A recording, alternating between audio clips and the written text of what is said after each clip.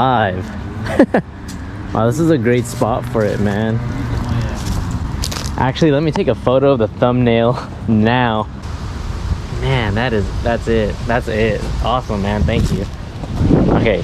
Well, there's a little wind, but I don't care. Yeah, right? Okay, so I'll go over the details of the bike in a bit, like all the detail shots, but first things first, Ervin, Mr. E. Where were you born? I was born in Staten Island, New York. Of course, the freaking leaf blower guy has to do his job right now. It's all good. Staten Island, New York? That's right. And from how long? I was there, gosh, I'm born and raised. Born and raised, really? And came out here for college, and that was like eons ago. But came out here for college and, you know, moved around a little bit, but for the most part, settled Southern California. And still a little bit of the New York accent a little bit every now and then. When I get angry, maybe it comes out, but other than that, you know. And just to even like address to the people that are watching this too, like these are things that I'm partially aware of about Ervin, but we hang out, we do our thing, but we don't dive too much into certain questions to where, as much as I've always wanted to ask, I thought this was a perfect time, was to kind of do a little bike check and just a background thing. So, okay, this is, if you want to tell the people? This is my lucky bike. This is a 2006 Harley-Davidson Sportster 1200 Custom XL. Okay. And I made a few changes to it. Not too many, but a few. The ones that you know. And this is where I would ask you at some point to text me pictures of how it looked when you got it, which I remember. That's bone right. stock, right? Bone stock. Yeah. It was blue, actually, to start I remember. Out. It was blue. In fact, see from the chip paint, that's actually the color that it was. But yeah, it was blue, and actually, I'm not quite sure. There's not too many stock parts left on here other than the pipes. You're not right. too many stock parts left on this thing. So what was the first thing that you did to this bike when you picked it up? First thing I did to the bike was I took off the shield. It still had the shield on it, and it had these big high mirrors. Oh, did it really have the front fairing thingy? Yeah, it had the front fairing, the shield on it. I took that off right away. Because I honestly didn't even hang out with you until you were done with the bike. That's crazy. You picked up the bike, did your thing, and pulled it up. I started pulling stuff off right away. And then I put on, let's see, a different tank. As you can see, I have different bars. These were not the stock bars, obviously. Yeah. These are my favorite bars by far. And then again with these, people were asking, it was on eBay or Amazon? Amazon, right? Amazon for the riser extensions, and then the bars are Zombie Performance, I believe. Yes. And the mad scientist actually turned me on to those bars. Of course. I showed up one day and he asked me how much I liked my bars, and I said, you know, I'm always on the lookout for something different. And I think about a half hour later, literally we started rocking these, and I haven't looked back since. That's great. Rad. Yeah. And then how did you come across these foot pegs? What are these? Actually, I picked those up on, I believe it was eBay. At first I wasn't sure about the pegs, and I was like, oh, they're big enough, blah blah blah. And they actually turned out pretty cool. I like the fact that they're, you know, I got a lot of grip on them. The only thing bad is I forget that they do grip a lot. So when I come to a stop or something like that, I got to remember that I just can't slide my foot off. Oh, that's right. It sticks. You're right. So, you know, but I mean, I've gotten used to that already. But I wanted something a little different than what they had, the stock pegs. And I went with this instead. So they look good, man. Thank you. Yeah, of course. The seat. The seats. I don't even know. Yeah, so the seat is a Built-Well seat. I forget. You know, I got an offer up at a Steel. Really? I you know, got an on offer up from a gal who basically rode it once, and I guess husband said, you know, get rid of it because it's not working, whatever, blah blah blah. And the bike itself or the seat? The seat. And so, you know, she went on a different route, and you know, I picked this one up, and this one's like it's brand new. Yeah, practically brand new. It's still kind of stiff. Yeah, it's still got a lot of cushion, still kind of stiff. Built well, you said, right? Yeah. And would you happen to know the original price? The original price is like $220 or something like that, and I scooped it up for $100. Nice. So man. I definitely got it for a steal. And you know, I definitely like the feel of it. I don't slide at all, really. Yeah, I thought I would, but I don't slide. Actually, I stay kind of right in the sweet spot, which is right there. Good. I mean, it's a good feel. Actually works out. And then these shocks too. I realized that you changed these out. These weren't original, were they? No, definitely not original. I just picked these up on offer up too. Really? You know what I mean? I was looking for something kind of small, looked to shorten up the bike. You know, kind of lower the bike a little bit in the back. and I picked these up on OfferUp. And I mean, you know, I started, you know, I kind of already had like a vision in my head of the kinds of stuff that I wanted to do, and you know how I wanted to lower it and everything else. So okay. a lot of this time, so whatever you see on the bike right now is like I kind of thought about, had already had in my mind. I think the only thing that I did not know about were the bars. Oh, okay, I get you. That I didn't have like a preconceived idea about. Yeah, everything else you kind of had an idea what you wanted. Exactly. But the bars found you. The bars definitely found me. Okay, so are these the stock forks? These are the stock forks. But however, I put on some extensions. 5-inch? Yeah, these are 5-inch extensions. Right on. And I went with the 5-inch because I want a little more lift in the front. Yeah. I put these on at first because I didn't know if I wanted to get some actual, you know, extended forks or not. Yeah. So that's actually in the works right now. Now that I have, you know, an idea of what I want, I'm actually looking for some 6-overs, and I think I'm going to go ahead and just keep the, you know, keep the extend, slugs in, because, you know, why not, you know? Yes, that's right. Okay, so okay. Kinda, you know, hike me up a little in the front. That's right. And then I'd say the first bike that you had, okay, like, and not even that we're aware of, but you for yourself. What was the first motorcycle that you owned? The first motorcycle I owned was a VT, I believe it was a VT 700. It was a Honda. Is that the one that we met you on? No. Oh, that's why you wanted it. Yeah, I had that one way back when, and then that was my very first motorcycle. Then I got another Honda Shadow, and that was the back end was kind of custom, so it was a hardtail. Okay. And then the one that I remember, that was a 750, right? 750 was a 750, and that was a fun bike too. So cool, man. Yeah, I think altogether, I think this is my 11th bike. 11th bike? Yeah. Damn. With cruisers. And, I didn't even know that. Bikes I didn't even know that. Included. This is like the 11th one. I think this is definitely going to be the one I'll keep for a very long time. Good, man. You know, I like that. I'm having so much fun with this one. I mean, speaking of like it being your keeper, of course, the practicality sake of it too. Absolutely. To add to that, this fuel reserve right here, where can someone find this and the holster? I scooped it up both on Amazon. The bottle was like 13-14 bucks, and this was even cheaper. I think it was about 10 or 11 bucks. And then what? Okay, so you looked for what? Spare fuel, right? Yeah, fuel bottle. Fuel, yeah, fuel bottle. This one's like, I think it's like a 13 something, like it's like milliliter or something. Yeah, it says like the milliliter. Yeah. There you go. No, the conversion. There it is, right there. Yeah. But okay, what about the actual holster thing? Like, what would someone look up for that? Because I can include the link, but sometimes people can just type in what you actually, look you know, for. I think there's actually a recommended item. It's like a water bottle holder. Oh wow. Yeah, I think anyway. And I actually thought, oh well, I can use it for, you know, for my fuel bottle. Wow. So I scooped it up, and for like a mountain bike or like a actually, I think it is still for a motorcycle. Really? However, I think they had it down as like a water. I'm not sure. You know, I just know that it definitely. I had to kind of reseal it because I want to make sure that it fit. You know what I was going to carry. Oh, cool. And then this taillight. The taillight, another Amazon product, but I got the idea from Jay Lozano. Oh, Jason. Oh, Jason did have that on his Dyna, I yeah, believe, he right? had it on his Dyna, and I asked him about the shorter black light. And that's right. out. They usually be sticking out. Yeah, and he gave me the link, and I scooped it up, and that was really inexpensive. It was only like 19-20 bucks. You know what I mean? And so, Dude, not bad. It was plug and play. Throw it right on, everything fit, plug it in, you're good to go.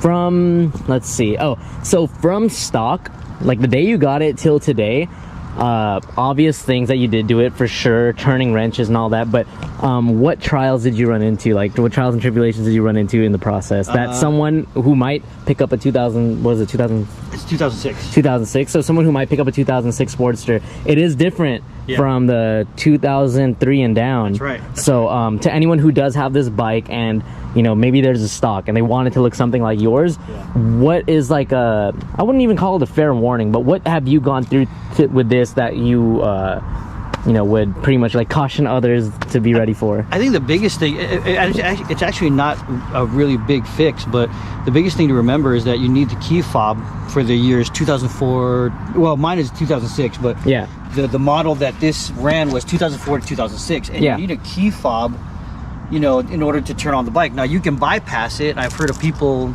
using a different, I believe it's a different ECM. Oh, that's right. And so, you know, you can do that, but how did you figure? How did I figure that out? Like, I had to do homework, and I learned from a buddy from Justin's bike, and the trials and tribulations he had to go through with his bike. And if you were paying attention on those vlogs, our boy had to go through a lot of shit Yeah. to make sure that. So, I mean, other than doing all the bypassing, doing all that, you just kept the key fob, which... Yeah, I kept the key fob. I think, Yeah. you know what, it's not a big deal. It is kind of a hassle, but, you know, if everybody else out there is like me, I don't do electrical. Oh, I don't think a lot of people enjoy it. Nobody likes electrical, and I didn't want to mess with it too much, so I kept it, you know, as is. I figured, you know, small price to pay. Yeah. You know. This little tool bag right here, is this from a previous bike you've had as well, or did Yeah, you... that was from my other bike that I had, and I actually took it off before I sold it. I thought so, because when I looked at it, I'm like, he did not just grab that, he been had that. You know, I keep all the small stuff, like I keep my sunglasses normally in there if I'm going to keep something kind of small. Yeah. I also have this bag that I like to attach also sometimes, but yeah. it's cool to carry around with me. This one's really cool to carry around, of course. Right. Only at unaffiliated.com can you get this bag. Yes, sir. Yeah, hey, I mean, the practicality on that, I mean, not to sell it, but like, honestly, like, I think some people just see the product and just kind of scroll by, but for someone who rides like yourself and has a, you know, daily life operating and you use this vehicle, is way handy. Yeah, it's way handy because I know as long as I can feel it around me, I know everything's secure in here. That's right. Okay, and then what do you usually keep in there? Normally I keep in here my phones, and I keep my like, you know, sometimes my bill folder, something like that, or extra cash, something like that. Okay. You know, the immediate like the stuff that I got to keep close to me. You know what I mean? And that's the thing too. I mean, it's a big fear for people who do ride. I don't know if it's all bikes, but I guess the bikes we ride, someone else could speak on that. But you know, I'll hike my leg up a bit, and then like here go my glasses about to fly out, and like if you don't wear cargo pants, you know, you can't really keep much down. Yeah. The biggest thing about this bag here is, again, as long as I know that I have it on my person, you know what I mean, I know that all my stuff's secure. I got it with me. Don't have to worry without a about doubt. Another big thing is, I don't know about you guys, but when I ride, it becomes cumbersome to have stuff in your pockets. Oh, for sure. You know what I mean? So I know that if I'm riding, you know, as long as I don't feel in my pocket, I don't have to worry about grabbing, reaching for it in my pockets. I have it right here, and it's really close. If I want to grab something, I unzip it, you know, reach into it. I can close it right away. And I don't want people to look at this like an ad or anything either, because like I just don't want them to see that product like, okay, random. It actually has a purpose, and like, you know, I haven't seen much like it. Usually there's like a bunch of pockets and weird extra things. It just holds your stuff. It's one zipper, keeps it all there. It's an adjustable size. So the cool thing is, I used to have a bigger bag that I used to carry on my shoulder, but all I was carrying in it was my wallet, my billfold, you know, your essentials, and that was it. Daily carries. Right, and it was too big to carry that bag. Now I carry, you know, the smaller one, and if I have anything bigger to carry, I put it in my side bag. I see. Damn. So I mean, as far as the bike goes, I think we covered that. I mean, it's a Sportster. If anyone does have other questions, I know you're usually in the comments. If anyone wants to ask, that's on them, and then I'm sure Ervin will respond back. But let's dig back to I'd say your first experience, like from birth, literally from birth till whenever did you first encounter motorcycles in any form? TV, movies, in real life. What was your first encounter, whether it got you or not? The first encounter I had, actually, it's a funny story, true story, is I started off with a moped. I had a moped, and that thing was cool as hell because I'd take it to the beach, you know, park it anywhere, right? And then I started getting to that point where it's like, man, you know I can go a little faster on the streets. So. And how old were you at this point? Oh man, that was just about what, maybe 2017, 18. I mean, I was. Really? Recently? And it's 2022. If anyone's watching the video. The biggest thing, I wouldn't say the biggest regret, but one of the regrets I do have is that I kind of discovered motorcycles a little late. Oh, okay. I always thought that, you know, motorcycles were, it's too dangerous for me, and it's not something, you know. And I was at a point in my life where I figured, you know what?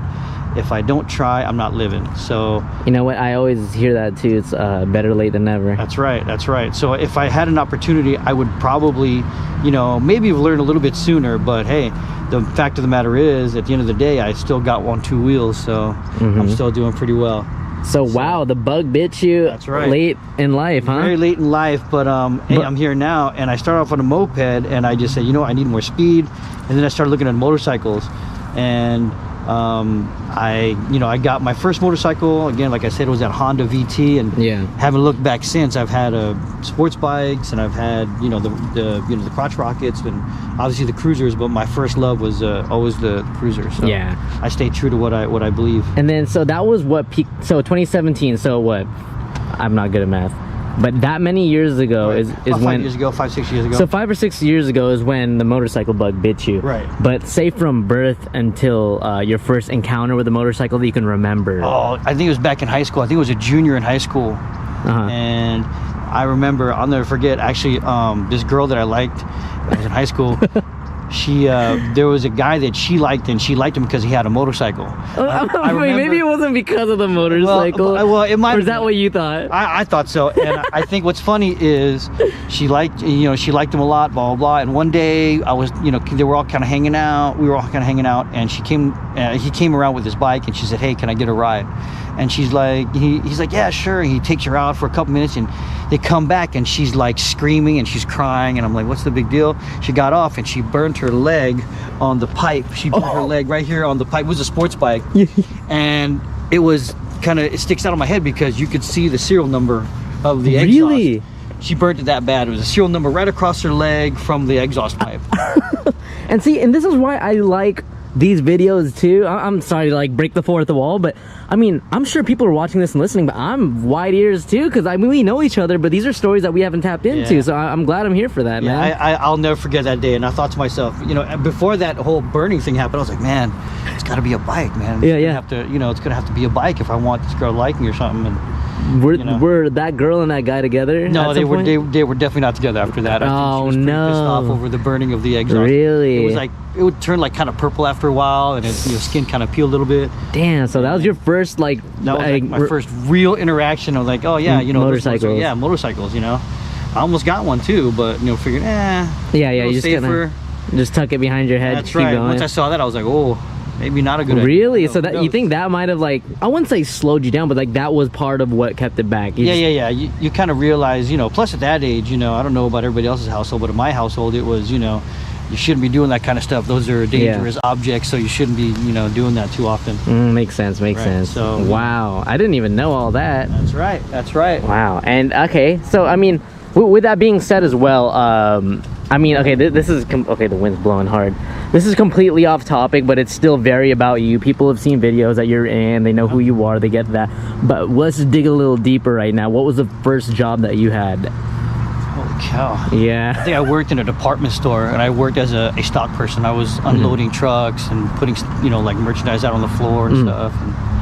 And, back then, that was like my first real job. I think it was like, I think it was 18, 19 years old. Okay. And that earned me just enough money to pay for my car, and that was about it. Yeah, just to keep it going. Yeah, just keep it going. Day by day stuff. That's right. And then fast forward to today, what is your profession now? Just to tie in, and the reason why I ask that also is just where you started and also where you are now with a job or a career, and to see what kind of people are riding these kind of cool bikes and doing the kind of work to them. Because when you see this and you don't know much, you're thinking some tattooed bad boy, outlaw, whatever. But not necessarily Sportster, but I mean modifying a cool bike and all that stuff. What is the profession, sir? I actually teach doctors and nurses how to use our applications at work, our health system. So that's what I do. And when I show up, I will ride my bike to work if I need to go somewhere for work. And I show up with a helmet, and doctors and nurses are looking at me like, "Oh, you ride a motorcycle?" And I'm like, "Yeah, actually I do. It's kind of fun." You know what I mean? Okay, so, okay. It's really cool. So what field would you put yourself under? Definitely the health system. Health system, teaching? IT, education, somewhere along those lines. Yeah. And I like that because, I mean, it's one thing to see the bikes, but it's really another to know who's behind them or the kind of people that are behind them. Yeah. So I love that, man. It's real cool. I can tell you this much. I get a lot of different looks when doctors see me in the parking lot taking off my helmet. And I go in there with my polo shirt and my khakis, and they're like, "Oh, you're the guy that's gonna show me how to use a computer." I'm like, "Yeah, that's me." Hell yeah, brother! You tell them, "Hell yeah, brother." Yeah. Sometimes they can peg it, sometimes they can't. Although sometimes with the beard, they kind of go, "All right, it makes a little bit of sense now with the bike." Yeah. Cool. Let's just say to anybody who, the idea of motorcycles is cool to them, and maybe they saw someone's leg get burned and it kind of steered them away, but say that idea is in the back of their heads regardless of what age they are watching this video. What would you tell them? Before they got a bike, or before, like right now, the person who's watching doesn't have a bike. They've always thought about it, and they just never went through with it. I keep going back to the whole thing. I mean, it applies not only to bikes, but everything about your own life. Every day you wait is another day you don't live. This is true. The biggest thing in the world that everybody tends to do is, I feel like they're too afraid to take a chance on something because they're scared, and that's okay. It's okay to be scared. What's not okay is to stop living because you're letting this fear or whatever it is paralyze you. I've had a bunch of people say, well, why do you ride a motorcycle for? It's so dangerous. Yeah, it is.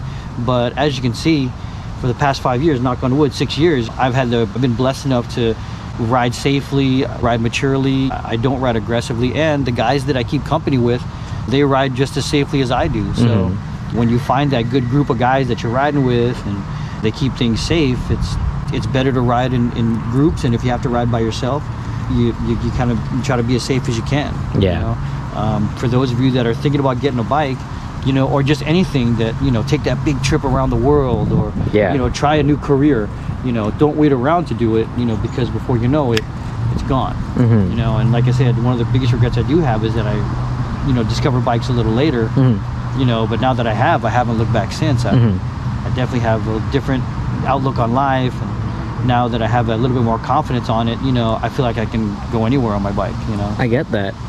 And I guess to close this off, just, you know, just for the sake of it, in the simplest way, not to go into some weird moto channel type thing, but when you do ride your motorcycle, what is it to you other than just commuting? I know, like, when you commute, you get from A to B. When you go to an event, you just have fun with the guys, but like, just generally, what does riding motorcycles do for you?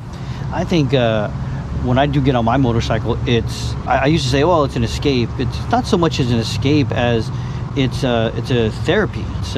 It's what I do to kind of put a smile on my face and myself, I kind of remind myself that I'm still alive. There's no better way to kind of, you know, put the wind in your sails or kind of feel like you're alive than on a motorcycle. You know, you can feel the air going through your helmet. No matter how fast or slow you're riding, you're awake on this thing, and you got to be alert, so conscious of everything. You're not missing a thing, are you? That's right. I soak in as much as I can on the bike, and the crazy thing is, this thing has brought me so much joy and so much, you know, clarity that, you know, it's hard to deny, you know, not riding the bike. You know, I see it in the garage, like, okay, it's time to get on, you know. That's great. So, because I literally have thought the same thing. It's just like, to hear it from someone else is just different in your perspective too. I mean, it's a great thing to get into. I mean, some people get into it for the wrong reasons. I think they get clouded by what they see online, or what the idea of what riding or motorcycle lifestyle is, when in reality, I mean, you might think that it actually, you know, is going to get you the girl in the end, but it gets you a lot of guys in the comment section, huh? That's right. No, I'm kidding, guys. Yeah, I'm fixing it up so that other guys can appreciate it. I don't know. No, it's great though. I mean, so like, that's a great thing too. We'll dive into it and you know, at a different time, but moto marketing really pushes this idea